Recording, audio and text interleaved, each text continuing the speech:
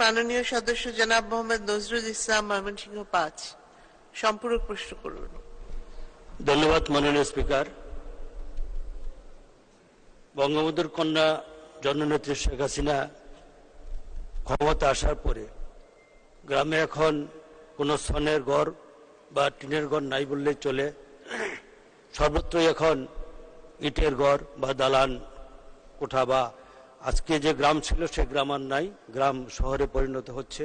আমার প্রশ্ন হলো যে বাংলাদেশের সর্বত্র যে ইট ভাটাগুলো আছে, ইট ভাটাগুলো জমির যে উপরের যে মাটি, ফসলি জমির যে উপরে মাটি, বিশেষ করে কৃষির যে জমিগুলো আছে উপরে মাটিগুলো কেটে নিয়ে ইট ভাটা, ইট তৈরি করা হচ্ছে। মাননীয় মন্ত্রী মহোদয়ের কাছে আমার প্রশ্ন, এই উর্বর জমির এই টপ সয়েল যে কেটে নেওয়া হচ্ছে, এটা প্রতিরোধ করার জন্য কোনো পরিকল্পনা আছে কিনা? ধন্যবাদ মাননীয় স্পিকার। ধন্যবাদ মাননীয় সদস্য। মাননীয় মন্ত্রী। মাননীয় সদস্যকে ধন্যবাদ। সত্যকার অর্থে যে ইট ভাটার জন্য যে টপ সয়েলগুলো যে কেটে নিয়ে যাচ্ছে, তার জন্য কৃষির অবশ্যই ক্ষতি হচ্ছে এবং আমাদের খাদ্য উৎপাদন কমে যাচ্ছে।